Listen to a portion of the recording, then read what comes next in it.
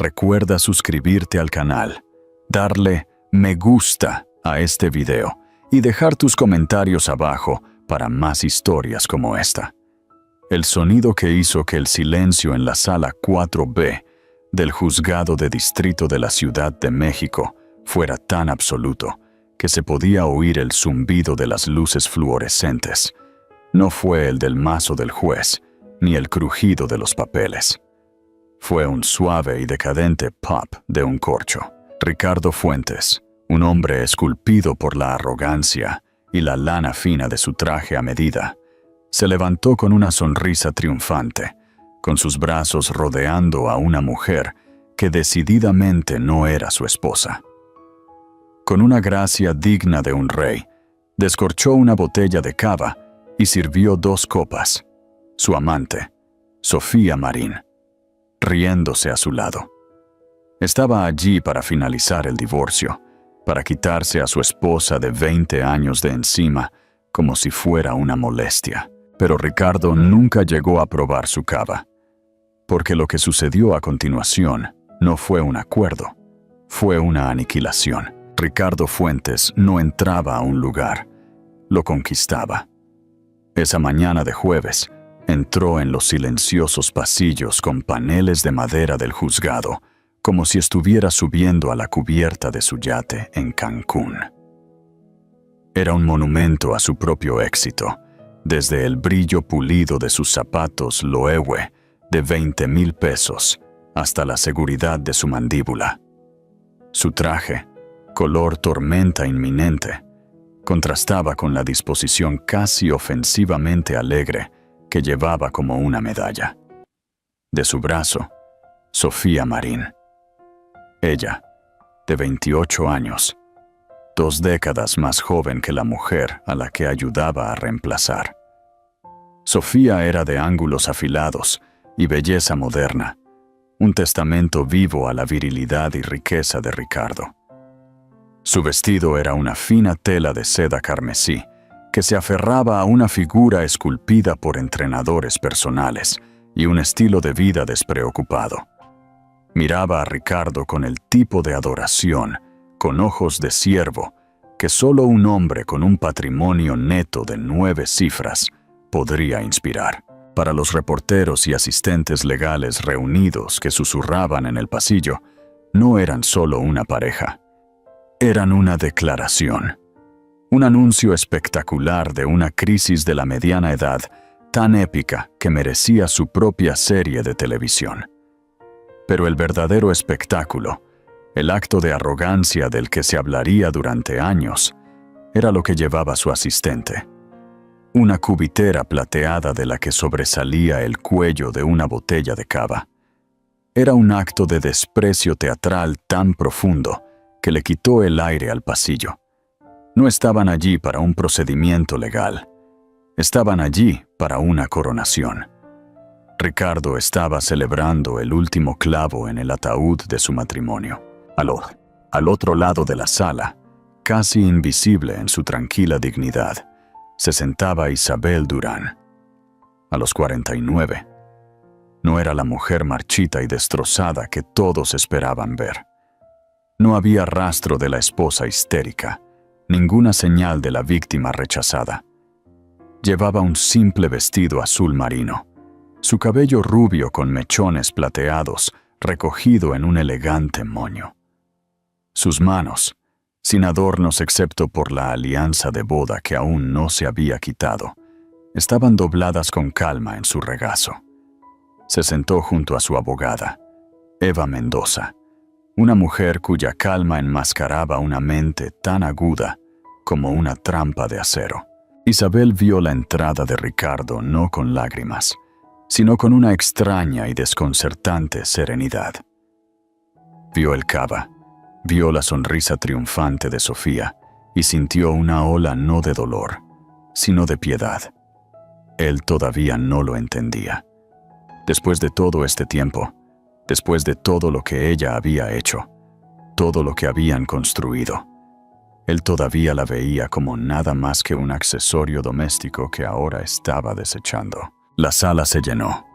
Ricardo y Sofía tomaron sus asientos en la mesa del demandante. Su abogado, un hombre fornido y igualmente engreído llamado Carlos Ortiz, acomodando sus archivos con fanfarria. Ortiz le dio un cortés asentimiento a Eva Mendoza, un gesto lleno de condescendencia. Vio esto como un caso abierto y cerrado, un divorcio de alto patrimonio, donde el cónyuge que no ganaba dinero obtenía una compra generosa, pero estrictamente limitada. Él había manejado docenas de ellos. Los hombres siempre ganaban. La voz del alguacil resonó. ¡Todos de pie! La jueza Elena Pérez entró. Era una mujer de unos 60 y tantos años, con reputación de no tolerar a los tontos. Sus ojos penetrantes escanearon la sala, deteniéndose por una fracción de segundo en la cubitera de cava a los pies de Ricardo Fuentes. Un destello de algo ilegible, molestia, diversión, cruzó su rostro antes de que se sentara en el estrado, su expresión convirtiéndose en una máscara impasible de autoridad judicial. «Pueden sentarse», ordenó. Ricardo se inclinó hacia Sofía y susurró, su voz lo suficientemente alta como para que las primeras filas la oyeran. «Prepárate para brindar por tu nueva vida, amor». Le guiñó un ojo. Isabel cerró los ojos por un solo y largo segundo. No estaba rezando. Estaba recordando el principio, antes del mármol y las torres de cristal, antes del desprecio y el cava. Recordaba un apartamento pequeño que siempre olía a diluyente de pintura y ambición, y al hombre que una vez le había prometido el mundo, sin imaginar que un día ella sería la dueña legal de él. Hace 25 años, Ricardo Fuentes no era un titán de la industria. Era un hombre con una energía ilimitada, una sonrisa encantadora y calcetines con agujeros. Era un contratista con una camioneta y un sueño, luchando por poner en marcha su pequeña empresa de construcción. Conoció a Isabel Durán en una ferretería local. Ella no era una socialité. Era una estudiante de historia de la arquitectura, con una pasión por el diseño y un ojo agudo para el potencial. Él estaba comprando tabla roca. Ella estaba dibujando los soportes de un viejo edificio al otro lado de la calle. Él se enamoró al instante de su inteligencia tranquila y la forma en que veía el mundo, no solo como era, sino como podría ser. Su noviazgo fue un torbellino de conversaciones nocturnas, alimentadas por café barato, sobre planos en la mesa de su pequeña cocina. Él tenía la fuerza y la habilidad para vender. Ella tenía la visión. «La gente no solo compra una casa, Ricardo», le dijo una noche, golpeando un lápiz en un plano. «Compran un sentimiento, compran una historia de la vida que quieren vivir». Fue Isabel quien lo convenció de dejar de construir casas de molde y comenzar a crear hogares. Fue Isabel quien, usando la herencia de su abuela, una suma modesta pero crucial de $50,000, proporcionó el capital inicial para que compraran su primera casa victoriana en ruinas, en un vecindario que nadie quería. Ricardo vio una ruina. Isabel vio buenos huesos y un futuro. Mientras él manejaba las cuadrillas de construcción, ella manejaba el alma del proyecto. Pasó semanas investigando la historia original de la casa, buscando accesorios apropiados para la época, diseñando un plano que fuera funcionalmente moderno e históricamente respetuoso. No solo estaba decorando, estaba creando el producto mismo que él estaba vendiendo. Cuando estuvo terminada, se vendió en un solo día por el triple de su inversión. Su compañía había nacido. Fuentes Propiedades, Ricardo quería llamarla. No, había dicho Isabel con firmeza, un raro momento de aserción en esos primeros días. Debería ser Fuentes en Durán Propiedades. Somos socios en esto. Tu nombre y mi nombre juntos. Ricardo, todavía profundamente enamorado y reconociendo la verdad en sus palabras, había aceptado de buena gana. El nombre fue registrado y la sociedad se formó legalmente, con ambos como socios fundadores. Ese detalle crucial, firmado en un documento en una oficina de ayuntamiento, fue una promesa grabada en tinta. Los siguientes 10 años fueron un torbellino de éxito. Fuentes en Durán Propiedades se convirtió en el nombre principal en restauraciones de lujo y desarrollos de alta gama. La filosofía de diseño de Isabel, una mezcla de elegancia clásica y vida cómoda, se convirtió en su firma. Ella era la fuerza silenciosa detrás de la marca. Mientras Ricardo era el rostro, el que salía en las revistas dando la mano a alcaldes y financieros, Isabel era la que preparaba las propiedades, elegía el arte, organizaba las cenas íntimas, donde se persuadía a los inversores indecisos para que firmaran cheques de millones de dólares. Ella cultivaba las relaciones que Ricardo luego aprovechaba para sus negocios. Ella organizaba su vida social con el mismo cuidado meticuloso que usaba para diseñar una sala de estar, entendiendo que en su mundo, la percepción era una moneda. Pero el éxito cambió a Ricardo.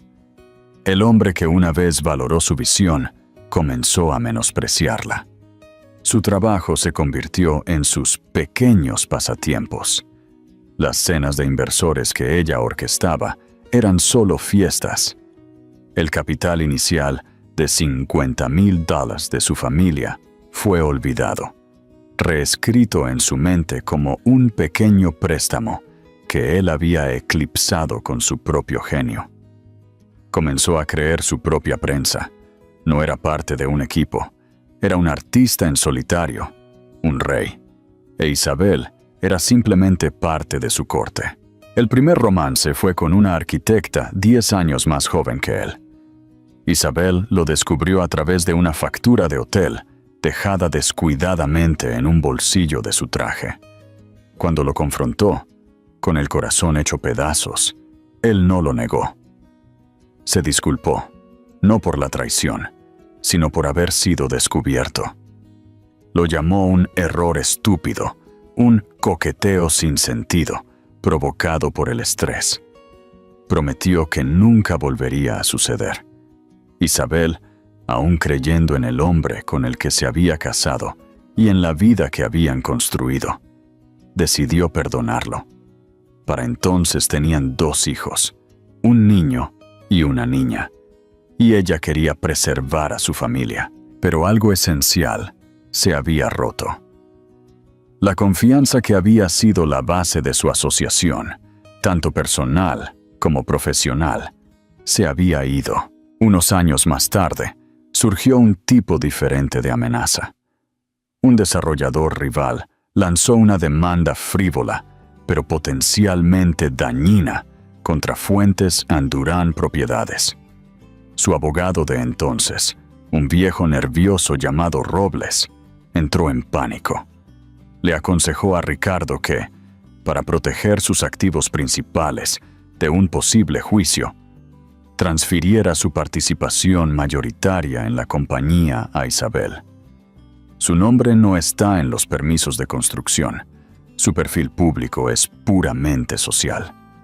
Ella está limpia, argumentó Robles. Es una medida temporal. Pondremos todo a su nombre, una simple asignación de activos. Una vez que esto pase, ella lo firma de vuelta. Es infalible. A Ricardo le encantó la idea. Se sentía astuto. Se lo presentó a Isabel como una brillante estrategia legal para proteger el legado de su familia. La hizo sentir como si fuera su confidente de confianza, su socia en esta maniobra clandestina. «Te necesito, Isa», le había dicho, su voz llena del mismo encanto sincero que había usado en sus días de ferretería. Eres la única en la que puedo confiar para que me guardes esto. Isabel, queriendo creer que él todavía la veía como su socia, aceptó. Fue a la oficina del abogado sola. Ricardo estaba demasiado ocupado cerrando un trato en Miami y firmó el documento. El acuerdo de asignación de activos post-nupcial. Se sintió frío y clínico. Ella firmó donde el abogado le dijo, con su mente puesta en proteger el futuro de sus hijos. Nunca recibió una copia final ejecutada. Ricardo le dijo que estaba archivada, una formalidad que ya estaba manejada. La demanda finalmente se retiró y la vida continuó. Ricardo nunca le pidió a Isabel que le devolviera los activos. Nunca volvió a mencionar el acuerdo. ¿Por qué lo haría? En su mente, todo era suyo de todos modos. El pedazo de papel era una formalidad. Él era el rey, y ella era solo la guardiana de la bóveda. Él se olvidó del documento, al igual que se había olvidado de su inversión inicial, de su genio en el diseño y de su nombre grabado junto al suyo en el acta de fundación de la empresa. Se olvidó de que una promesa una vez escrita en la ley tiene vida propia, y en su olvido le había entregado las llaves de todo el reino. De vuelta en el presente, la sala del tribunal zumbaba de anticipación. La jueza Pérez se ajustó las gafas y miró a las dos mesas. «Señor Ortiz, puede comenzar». Carlos Ortiz se puso de pie, un hombre robusto de unos 50 años. Juntó las manos a la espalda y caminó lentamente ante la jueza. «Su señoría», comenzó con voz suave y experimentada. «Este es, en esencia, un asunto simple. Estamos aquí hoy para disolver el matrimonio de Ricardo e Isabel Fuentes. Si bien esta es siempre una ocasión triste, mi cliente, el señor Fuentes, está preparado para ser más que justo. Es un hombre que honra sus compromisos». Hizo una pausa, dejando que la ironía de su declaración flotara en el aire, aunque él mismo no se dio cuenta. El señor Fuentes construyó un imperio inmobiliario. Fuentes en Durán Propiedades, desde cero, a través de su propio sudor, su propio genio y su propio riesgo considerable. La señora Fuentes, por su parte, fue una esposa dedicada y una excelente madre. Creó un hogar cómodo y lo apoyó socialmente, como era su papel. Por esto, el señor Fuentes está profundamente agradecido. Isabel se sentó inmóvil, su expresión ilegible. A su lado, Eva Mendoza hizo una pequeña nota en una libreta legal. Ortiz continuó, su voz inflándose con magnanimidad. «Por lo tanto, mi cliente ofrece un acuerdo que solo puede describirse como excepcionalmente generoso. Un pago único de 10,000 palos libres de impuestos, la escritura de la finca en Coyoacán completamente pagada y un pago de pensión alimenticia de $50,000 por mes durante los próximos 10 años. Su señoría, este es un paquete que le permitirá a la señora Fuentes seguir viviendo con extrema comodidad por el resto de su vida sin tener que trabajar un solo día». Se giró ligeramente para mirar a la mesa de Isabel, con una sonrisa condescendiente en sus labios. Es una oferta generosa, un regalo final en reconocimiento a sus años juntos. Creemos que es más que equitativo y esperamos que el tribunal lo vea de esa manera, permitiéndonos concluir este asunto rápidamente. Se sentó, con una expresión de inmensa satisfacción. Ricardo se recostó en su silla, cruzando las piernas y dándole un apretón confiado a la mano de Sofía. 10,000 palos. Para él era un error de redondeo, el costo de una molestia, un pequeño precio a pagar por su libertad y por la totalidad del imperio de $1.000 millones que consideraba solo suyo. La jueza Pérez miró a la mesa de Isabel. «Señorita Mendoza». Eva Mendoza se puso de pie. Ella era el opuesto físico de Carlos Ortiz. Donde él era ancho y ruidoso, ella era esbelta y serena. No caminaba. Se quedó perfectamente quieta, su presencia dominando la sala a través de su pura concentración. «Den thousand, su señoría», comenzó Eva, con voz clara y precisa. «Agradecemos al señor Ortiz por su actuación. Sin embargo, no estamos aquí hoy para negociar la liquidación de la señora Fuentes». Un murmullo recorrió la galería. La sonrisa de Ortiz se tensó. El señor Ortiz pinta una imagen de un rey benevolente, otorgando riquezas a una súbdita leal. Esta imagen es una fantasía, continuó Eva. Es una narrativa construida para borrar el papel fundamental de mi cliente, no solo en el matrimonio, sino en la creación y propiedad misma de los activos en cuestión. No estamos aquí para dividir los bienes conyugales, su señoría. Estamos aquí para confirmar la propiedad legal. El murmullo se hizo más fuerte. Ricardo descruzó las piernas. Un destello de irritación cruzó su rostro. ¿Qué era esta tontería? Mi cliente, Isabel Durán, no está buscando un regalo de su marido, dijo Eva, su voz bajando ligeramente, atrayendo a todos. Ella no es el cónyuge que no gana dinero que el señor Ortiz describió tan despectivamente. La evidencia mostrará que la señora Durán fue la socia fundadora de Fuentes en Durán Propiedades. Su inversión financiera fue la semilla de la que creció. Su visión creativa fue el producto que vendió. Y lo más importante, como probaremos con documentos legalmente vinculantes y completamente ejecutados, ella es y ha sido durante varios años la propietaria mayoritaria y controladora de toda la estructura corporativa de Fuentes de Durán. La sala del tribunal cayó en un silencio atónito y absoluto. Carlos Ortiz se puso de pie de un salto. «Objeción. Su señoría, esto es absurdo. Es una afirmación desesperada y fantasiosa». Ricardo miraba a Eva Mendoza como si acabara de empezar a hablar en lenguas. Soltó una risa corta y aguda de incredulidad. «¿Propietaria controladora? ¿Está loca?», le murmuró a Sofía, quien ahora miraba de Ricardo a Isabel con una creciente sensación de confusión. La jueza Pérez levantó una mano. «Señor Ortiz, siéntese. Su objeción está anotada, pero esta es una declaración de apertura, no un testimonio. Señorita Mendoza, está haciendo una afirmación extraordinaria. Confío en que tiene más que solo retórica para respaldarla». Eva Mendoza asintió con una pequeña y segura sonrisa. «Sí, su señoría. Tenemos documentos, tenemos testigos y tenemos la verdad.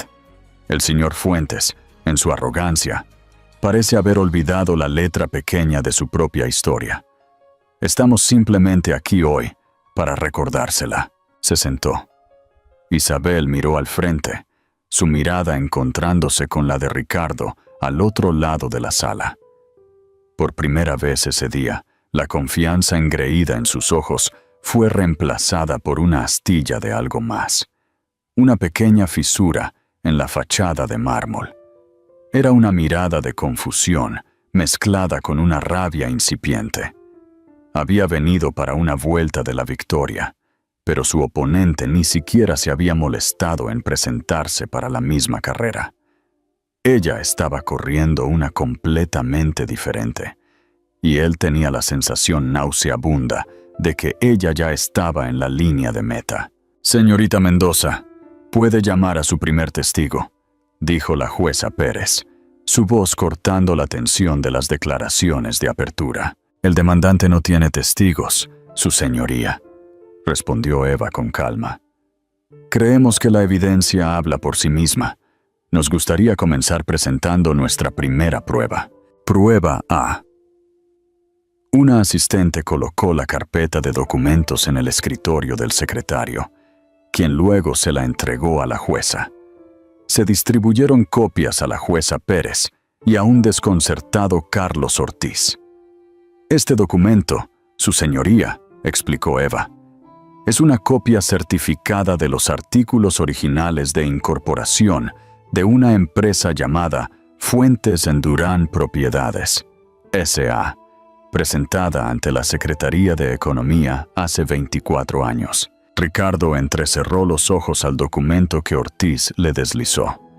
Recordaba el nombre, por supuesto. Era una elección sentimental de una vida pasada. No significaba nada. ¿Cómo puede ver el tribunal?, continuó Eva. Hay 2 socios fundadores enumerados con partes iguales. Ricardo Fuentes de Pia e Isabel Durán. No Isabel de Fuentes, la esposa, sino Isabel Durán, la persona. Su nombre de soltera. Ortiz se puso de pie, sacudiendo la cabeza. Su señoría, esto es un documento histórico. Refleja el estado de la empresa hace 2 décadas. No significa nada ahora. Fuentes en Durán. Propiedades ha sufrido numerosas reestructuraciones, fusiones y la creación de una docena de subsidiarias y una empresa holding principal. Este antiguo artefacto no tiene relación con la estructura corporativa actual. Eva esperó a que terminara. Al contrario, su señoría, la fundación lo es todo.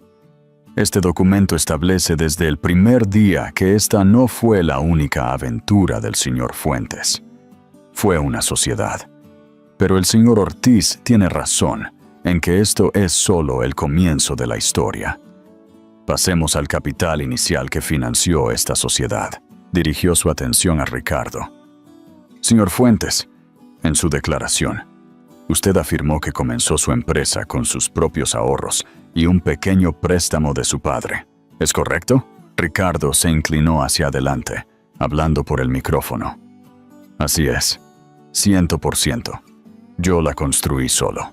¿Está seguro de que no recibió ninguna asistencia financiera significativa de nadie más, específicamente de Isabel o de su familia? Absolutamente no, dijo Ricardo con un gesto de desprecio. Su familia no tenía ese tipo de dinero. Fui yo. Todo yo. Ya veo, dijo Eva suavemente. Entonces quizás pueda explicar la prueba B. Se mostró otro documento. Este era más viejo. El papel amarillento por la edad. Era una carta escrita a mano. Esto, anunció Eva, es una carta del difunto padre de Isabel, el señor David Durán, a su banco, fechada el 12 de abril de 1999. Hemos autenticado la firma. En ella, él autoriza que se emita un cheque de caja de su cuenta de jubilación por la cantidad de 50,000. Ortiz se puso de pie de nuevo. Objeción. De oídas y sin relevancia.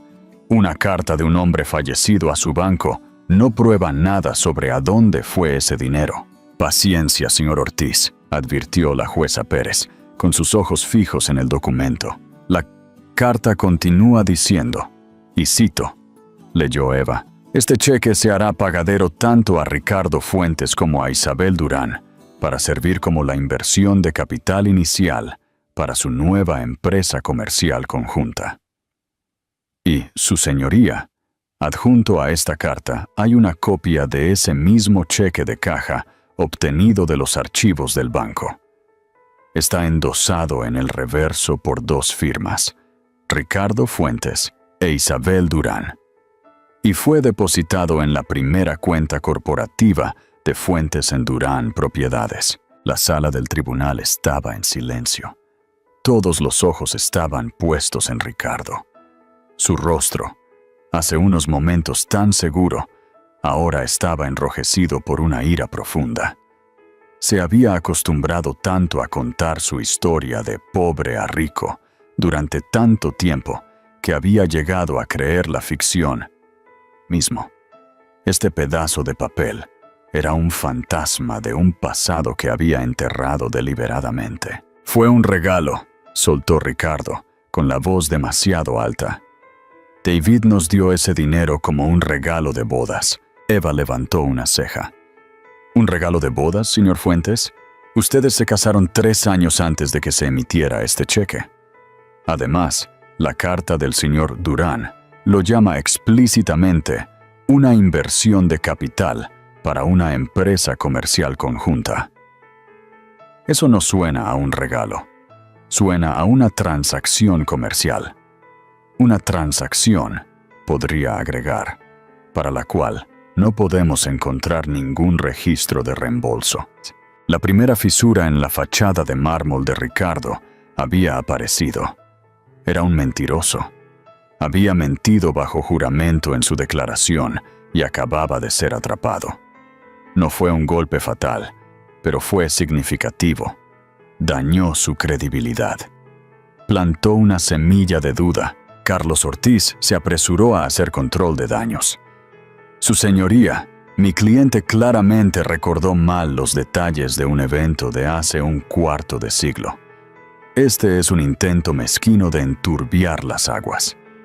$50,000, incluso si fue un préstamo, es una miseria comparada con la valoración de $1,000 millones de la compañía hoy. Es un error de redondeo». «¿Es una base un error de redondeo, señor Ortiz?», replicó Eva con suavidad. «¿O es la parte más crucial de cualquier estructura? Esos $50,000 invertidos en la propiedad diseñada por mi cliente produjeron un retorno del 300% en menos de 6 meses. Esa ganancia, no los ahorros del señor Fuentes, es lo que realmente financió la expansión de la compañía. Todo el imperio está construido sobre esa base. Una base con el dinero de mi cliente y la visión de mi cliente». La jueza Pérez miró del cheque al rostro furioso de Ricardo. No dijo nada, pero su expresión era severa. La narrativa estaba cambiando. Isabel Durán ya no era una simple ama de casa pidiendo una limosna. Era una socia fundadora cuya contribución inicial acababa de ser probada y cuyo ex marido acababa de mentir al respecto en un tribunal abierto. Ricardo sintió que un nudo frío se le apretaba en el estómago. Miró a Sofía. La adoración en sus ojos ahora estaba mezclada con un toque de confusión y preocupación. Esta no era la ejecución rápida y limpia que le había prometido. Esto se estaba volviendo complicado. Por primera vez, sintió una punzada de inquietud. Había subestimado a Isabel, o más exactamente, había olvidado quién era. Y estaba empezando a sospechar que su abogada, esta mujer tranquila y modesta, tenía mucho más que decir. Eva Mendoza dejó que el impacto de la primera revelación se asentara antes de continuar. Su método deliberado y devastadoramente efectivo. No estaba atacando con un mazo. Estaba desmantelando la fortaleza de Ricardo ladrillo por ladrillo. «Ahora que hemos establecido la base financiera de Fuentes en Durán Propiedades», dijo, dirigiéndose a la jueza, «pasemos a su base creativa. El señor Fuentes se ha presentado consistentemente como el visionario singular detrás del éxito de la compañía». Hizo un gesto hacia una gran pantalla que se había instalado en la sala del tribunal. «Nos gustaría presentar la prueba C. Esta es una colección de artículos de revistas, premios de arquitectura y materiales de marketing de los últimos 20 años». Imágenes comenzaron a aparecer en la pantalla. Páginas de revistas de diseño y negocios. Fotos de casas relucientes de cristal y acero. Edificios restaurados y lujosos apartamentos. En cada foto con una persona era Ricardo. Ricardo con un casco en una obra de construcción. Ricardo en una sala de juntas señalando un modelo. Ricardo aceptando un premio. «Como puede ver», dijo Eva, La narrativa pública ha sido cuidadosamente seleccionada. El señor Fuentes es el rostro y el nombre de la marca. Carlos Ortiz sonrió. La señorita Mendoza está probando mi punto. La evidencia del éxito de mi cliente es abrumadora. No he terminado, dijo Eva con frialdad. Ahora, veamos el trabajo real. Llamamos a nuestro próximo testigo, el señor Francisco Hernández. Un caballero mayor de unos 70 años, con ojos amables y manos gastadas por el trabajo, se dirigió al estrado de los testigos. Señor Hernández, comenzó Eva, ¿podría por favor declarar su ocupación para el tribunal? Fui gerente de proyecto, dijo con una voz clara y firme. Trabajé para Fuentes en Durán durante 18 años, desde el principio. Fui su tercer empleado. Gracias. Señor Hernández, usted supervisó la construcción de más de 50 propiedades para la empresa. En su experiencia profesional, ¿quién fue responsable de los conceptos de diseño centrales, las elecciones estéticas, las selecciones de materiales y la presentación final que hizo que esas propiedades fueran tan deseables? Ortiz se puso de pie. Objeción. Pide especulación. Rechazada, espetó la jueza Pérez. Se le pregunta al testigo sobre su experiencia profesional directa. Puede responder. Hernández miró directamente a la jueza. En los primeros días, todo era la señora Fuentes. Isabel, ella tenía el ojo. Ricardo era excelente para conseguir los permisos y manejar a los subcontratistas, pero Isabel era la que hacía los lugares especiales. Encontraba algún viejo marco de chimenea en un depósito de salvamento, o dibujaba un nuevo diseño de cocina en una servilleta que era simplemente perfecto. Ella elegía cada color de pintura, cada azulejo, cada lámpara. No lo llamábamos puesta en escena en ese entonces, pero ella era la que amueblaba las primeras casas modelo usando piezas de su propia casa. Eso fue lo que las vendió. Eva asintió.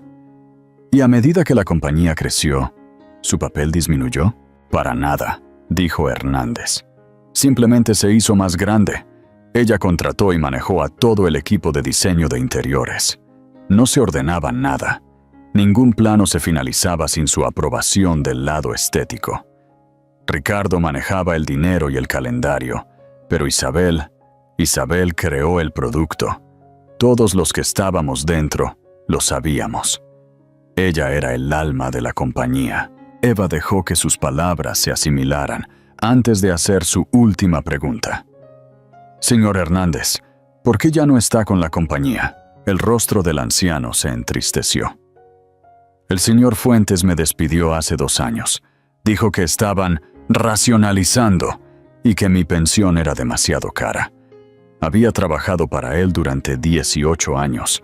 Gracias, señor Hernández. No más preguntas. Ortiz se negó a interrogarlo, sabiendo que Hernández era un testigo comprensivo y creíble que solo haría más daño. Luego, Eva llamó a una proveedora de catering que testificó sobre las docenas de eventos de inversores que Isabel había organizado, proporcionando menús y listas de invitados que se correspondían con los principales acuerdos de financiación. Luego llamó a un ex diseñador junior que contó entre lágrimas cómo Isabel lo había asesorado y cómo sus propios diseños a menudo eran presentados a Ricardo por un diseñador senior que se llevaba el crédito. La imagen se estaba volviendo dolorosamente clara. Isabel no era una ama de casa que organizaba fiestas. Era una ejecutiva sin crédito, la directora creativa principal de Fuentes and Durán Propiedades, cuyas contribuciones habían sido sistemáticamente borradas de la historia oficial. Ricardo estaba furioso. Sentía que su poder, su propia identidad, estaba siendo diseccionado públicamente y reetiquetado. Esto ya no era solo por dinero. Se trataba de su legado. Luego, Eva Mendoza regresó a su mesa y recogió una sola hoja de papel. Su señoría, Tenemos una última pieza de evidencia con respecto a la identidad fundamental de esta compañía, anunció. Es algo tan obvio que ha estado escondido a la vista durante 24 años. Sostuvo el papel. Era un primer plano del logotipo de Fuentes Endurán Propiedades. Fuentes Endurán, dijo, su voz resonando en la sala silenciosa. Hemos establecido que Fuentes es por Ricardo Fuentes y Durán es por el apellido de soltera de Isabel. El señor Fuentes, en sus entrevistas públicas, a menudo ha sido preguntado sobre el nombre. Ha afirmado que Durán fue elegido porque denota durabilidad, o porque suena a duradero y elegante. Una ingeniosa estrategia de marca. Se detuvo, mirando directamente a Ricardo. Pero creemos que hay algo más.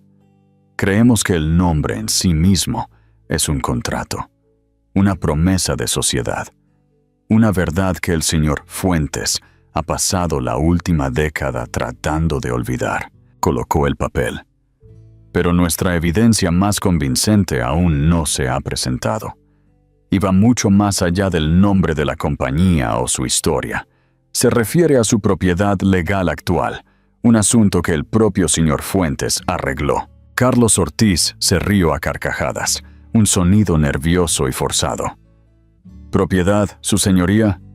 Esto se está volviendo más ridículo por minuto. La propiedad de la corporación Holding FDP se encuentra en una serie de fideicomisos complejos diseñados por las mejores mentes financieras del país. Mi cliente, el señor Fuentes, es el único beneficiario. Es inatacable. ¿Lo es, señor Ortiz?, preguntó Eva, con un brillo en sus ojos. Porque tenemos un documento firmado por su cliente que dice lo contrario. La sangre de Ricardo se heló. La demanda. El abogado astuto. Robles. El documento que había hecho que Isabel firmara para proteger a la familia. Tenía un vago y nauseabundo recuerdo de él. Lo había visto como un truco inteligente, un juego de conchas temporal. Nunca se le había ocurrido revertirlo. ¿Por qué lo haría? Él estaba a cargo. Ella era su esposa. Todo era suyo. El nudo nauseabundo en su estómago se apretó hasta convertirse en una bola de hielo. Miró a Isabel. Su expresión serena no había cambiado, pero ahora la veía por lo que era. No era calma, era certeza. Señorita Mendoza, ¿a qué documento se refiere?, preguntó la jueza Pérez, su voz teñida de una impaciente curiosidad. La sala del tribunal estaba tan quieta como una tumba. Nos gustaría presentar como prueba. Prueba F, su señoría, dijo Eva. Se titula Acuerdo de Asignación de Activos Post-Nupcial, fechado el 14 de mayo, hace 7 años. Carlos Ortiz se puso pálido. Le lanzó una mirada frenética a Ricardo, quien sintió una sacudida de pura adrenalina, del tipo que precede a un accidente automovilístico.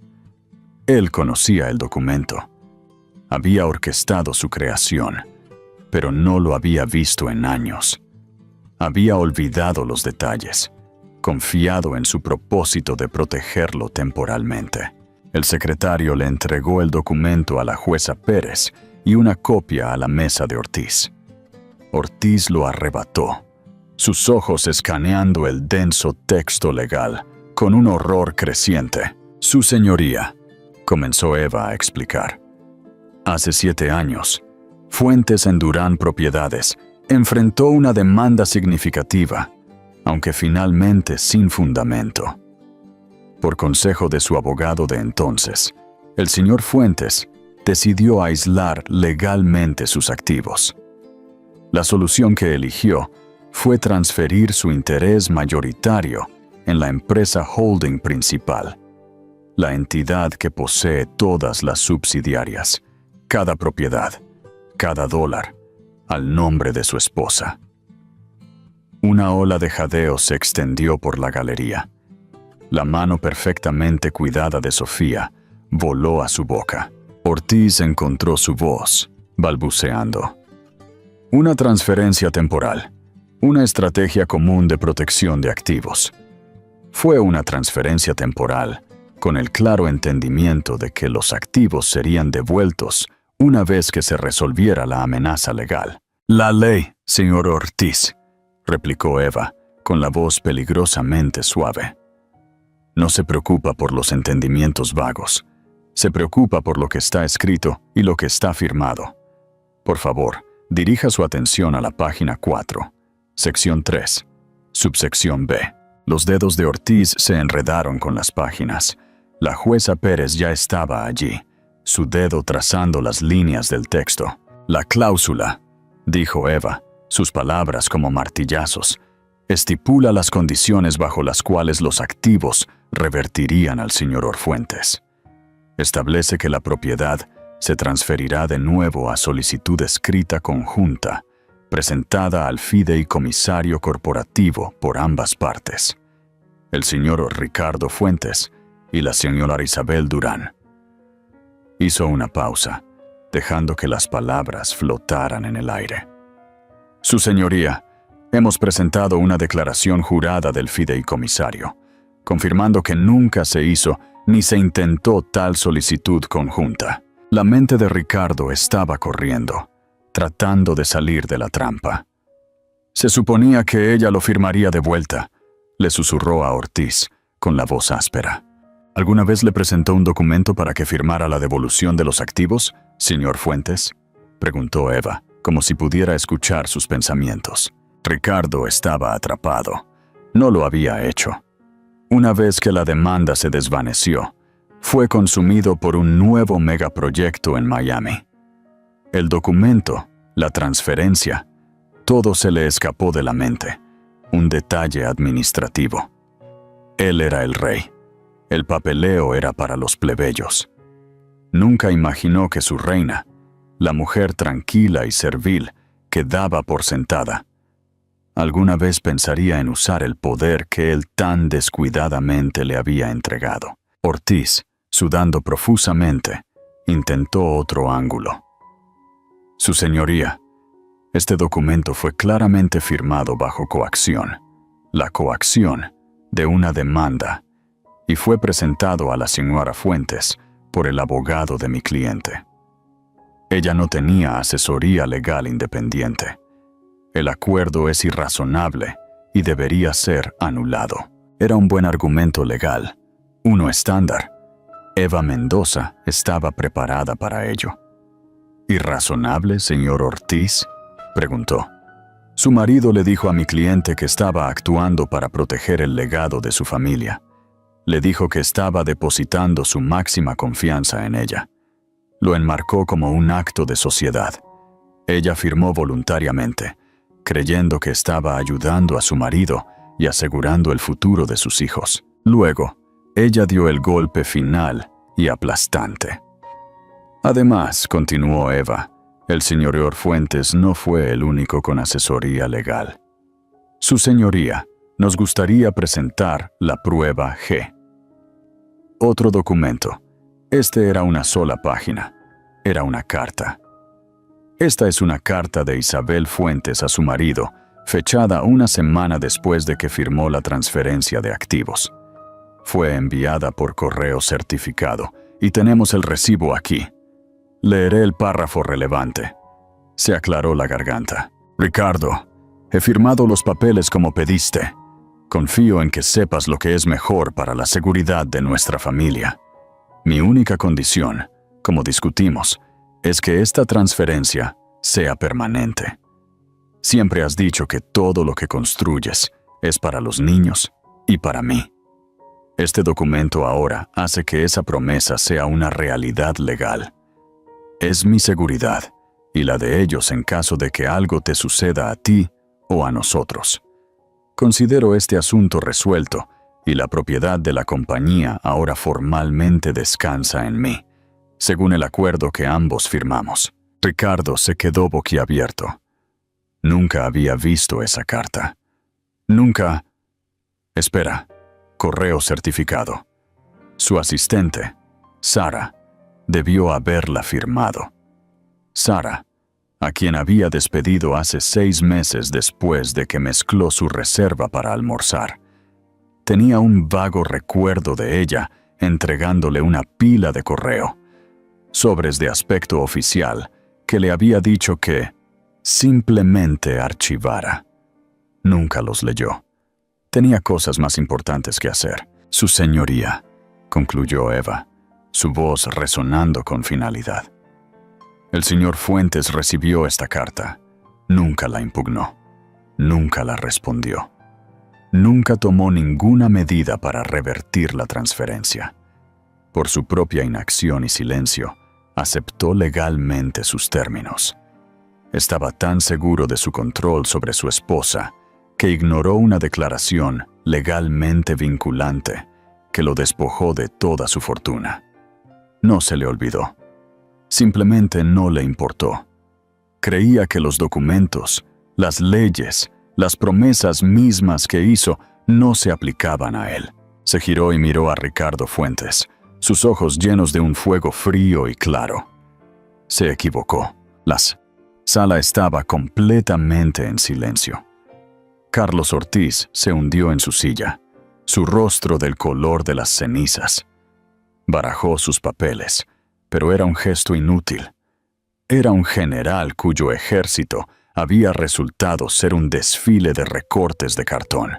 Ricardo Fuentes ya no miraba a su abogado, ni a la jueza, ni siquiera a Isabel. Estaba mirando al vacío, al fantasma de su propia arrogancia monumental. Había construido un imperio, pero había sido demasiado orgulloso para leer la escritura. Había tendido una trampa para protegerse, y luego, en su arrogancia, había caminado directo a ella, tirado de la cuerda y cerrado la puerta de la jaula desde adentro.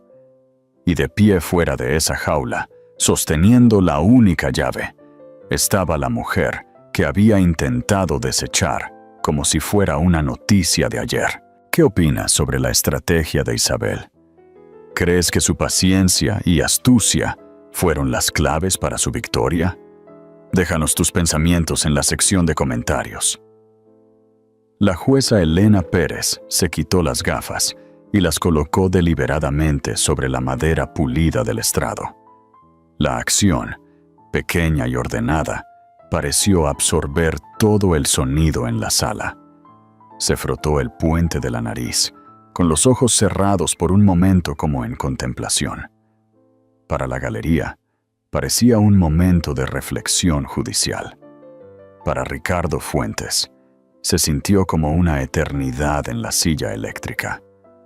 La jueza no solo estaba considerando los hechos, estaba reuniendo todo el peso de las consecuencias que estaba a punto de desatar.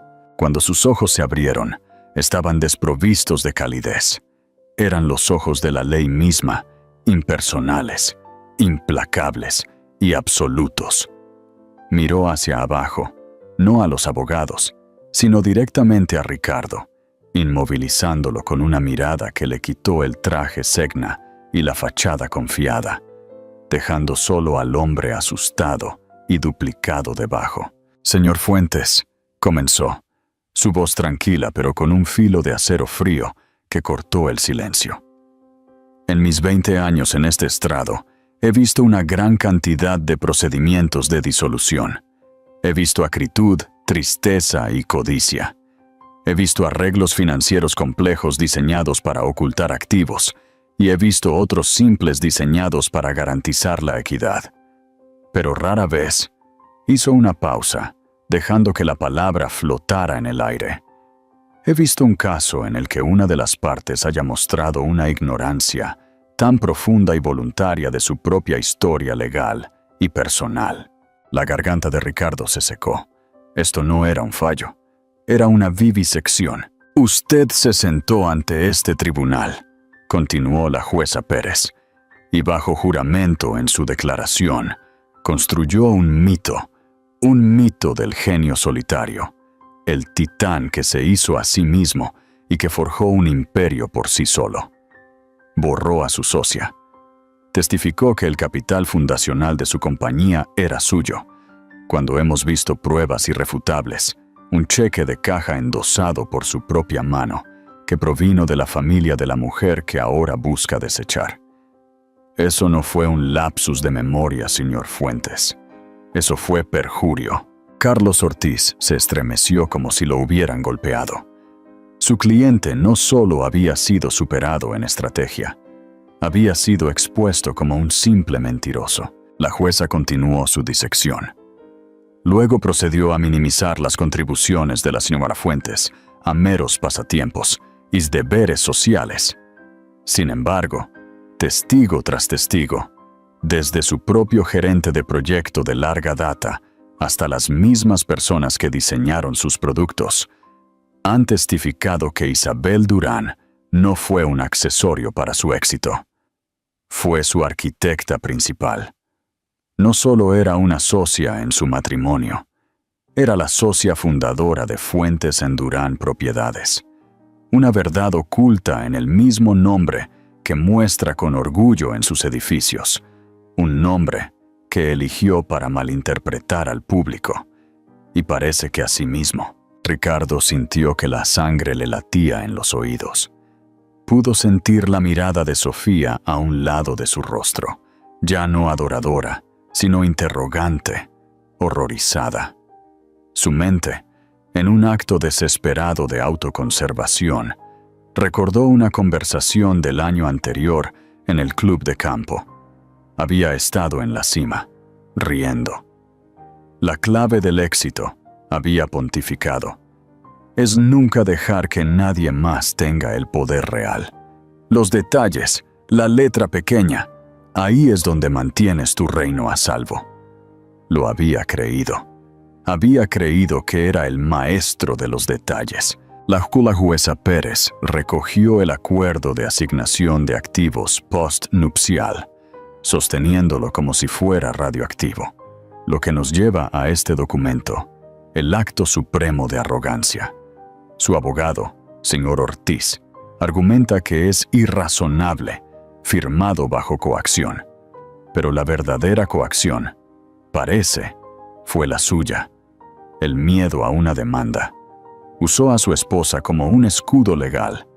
Se lo presentó como un acto de confianza, una forma de proteger a la familia.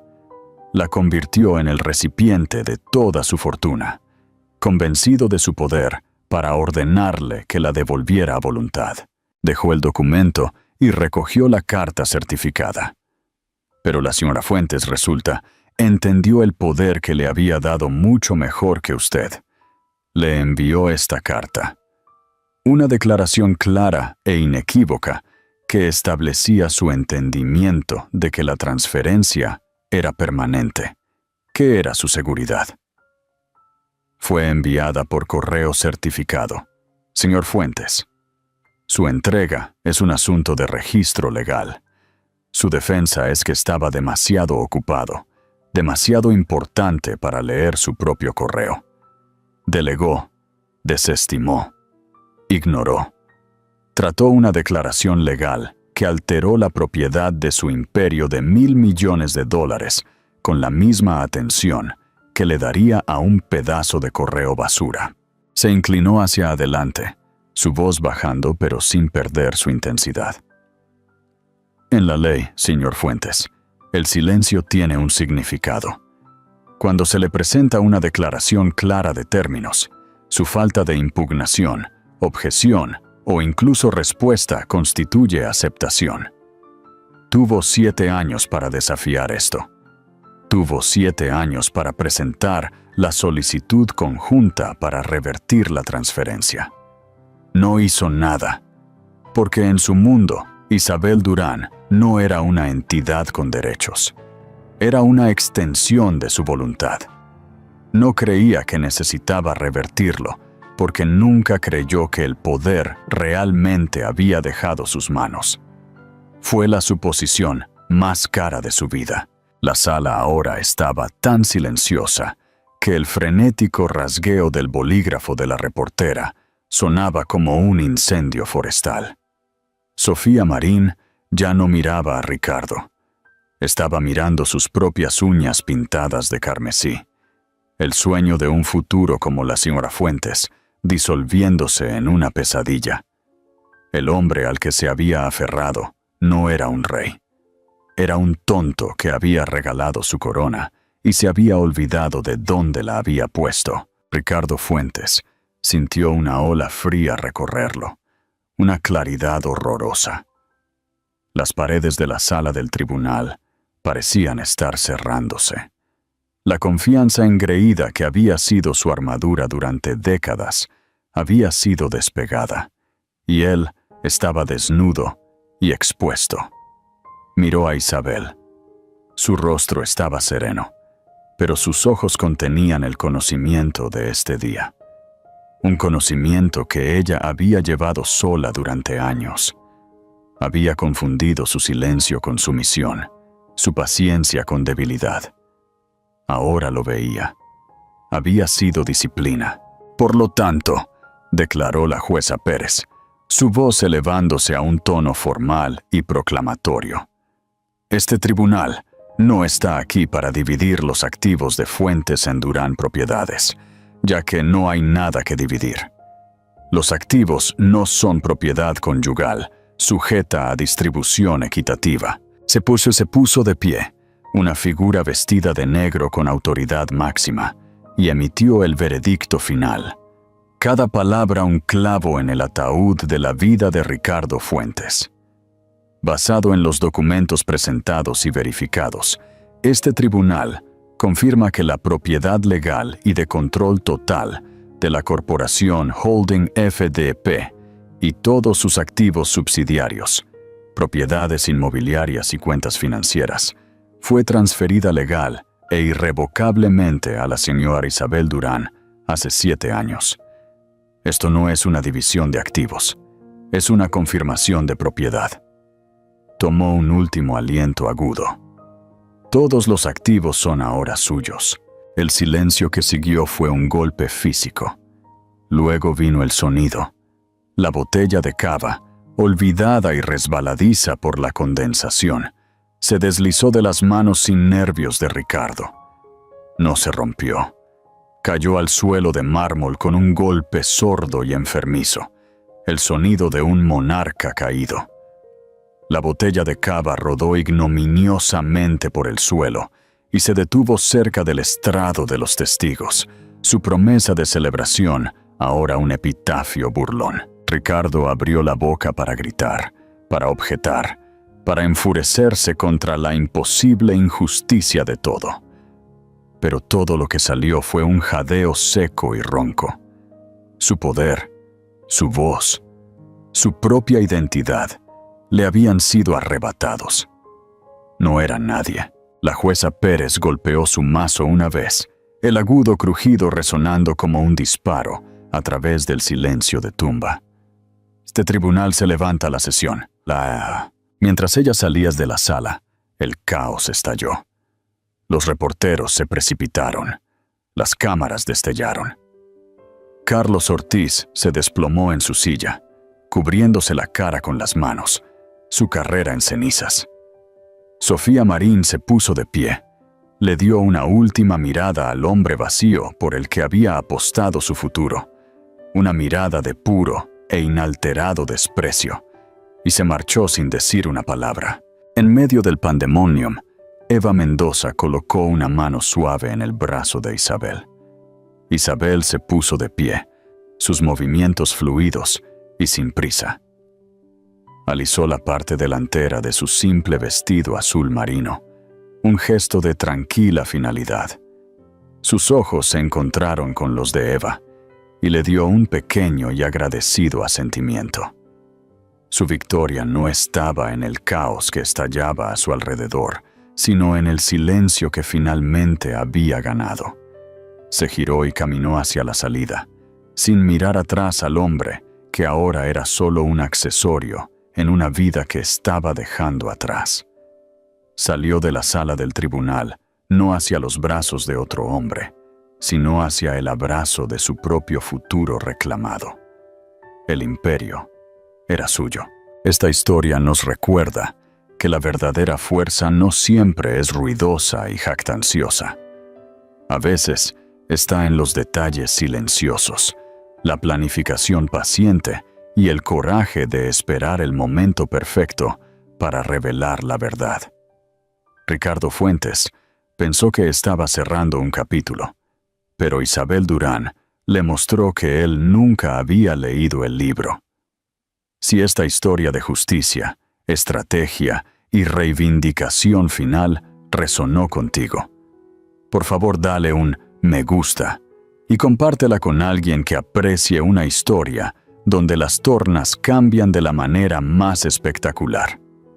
Y no olvides suscribirte a nuestro canal y activar la campana de notificaciones. Te traemos los dramas de la vida real más convincentes y las historias de justicia poética cada semana.